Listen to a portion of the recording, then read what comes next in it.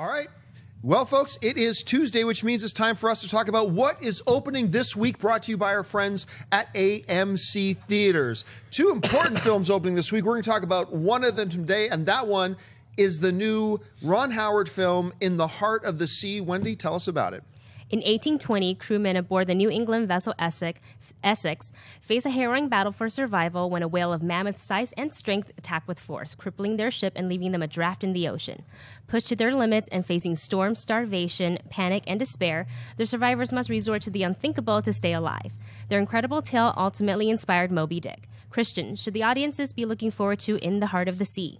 I certainly was. It's a fascinating story that I was interested to see how the inspiration, how Moby Dick came to be a book, and everyone should know that some people, even the screening that I saw last night, people thought, oh, this is actually Moby Dick, the story. It's not. It's the inspiration of how Moby Dick, how the writer got the inspiration to write Moby Dick, and based off the tale. And the movie's fairly dull. It's a movie that when it starts off, I was interesting. There's no character development with the crew members. There's a little bit between the captain and the first mate, which is played by Chris Hemsworth. And I found myself rooting for Chris Hemsworth because it's Chris Hemsworth and the guy's a movie star.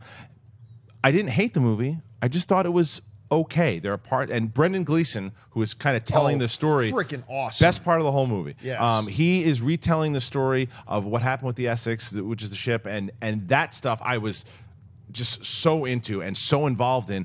And then once we got through the half, and I felt like even the actual whale, and I was rooting for the whale. Rooting for the whale the whole time because they're hunting this thing down and just, I'm going on a swim, leave me alone. And so for me, the movie itself was okay, and I wanted it to be great. Yeah, I enjoyed the movie. I did, and I think people should go out and see it. But this was, I think, easily in my top 10 most anticipated films of the year. I was so looking forward to this, especially when they bumped it back into Oscar season. I'm like, oh, then you know it's really going to be great. And I felt underwhelmed. I think that's the best word for it. I felt underwhelmed. I thought absolutely the best part of this movie is, when you really consider it, this movie is split in half.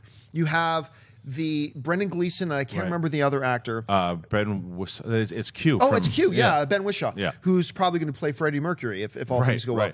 So it's those two sitting in a room where Brendan Gleeson is retelling the story of the Essex to this writer played by Whishaw, and those scenes are captivating. Yeah. It's just two guys sitting over a table in candlelight, and those scenes were captivating.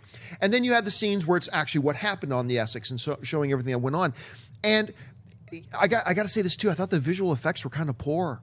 Some were great, and some were poor. Some were bad. Some would be like, oh, I look at that and it feels like I'm clearly green screen.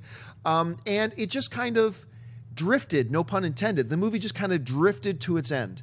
And so while I left the theater going, I like this movie, I also left the theater going, but not as good as I was hoping it was going to be. I still would recommend that you go check it out. Schnepp, have you had a lot of interest in seeing In the Heart of the Sea? I have been waiting to see this movie since I saw the first trailers. I'm disappointed to hear what you said, but it's okay. Like, I saw The Revenant, and you saw The Revenant. I didn't like The Revenant. You liked The Revenant. I loved it, yeah. Loved it. So, I mean, I'm still going to see the movie. I'm going to lower my expectations a little bit. Right. I think most movies, after you see an amazing trailer, I've experienced this several times this year, lower your expectations. Just think about the movie like it's going to really suck before you see it, and then you'll be pleasantly surprised by some of those things instead of like, man, this movie's going to be amazing, and then not so much. So I'm going to see In the Heart of the Sea. Hopefully it's opening this weekend.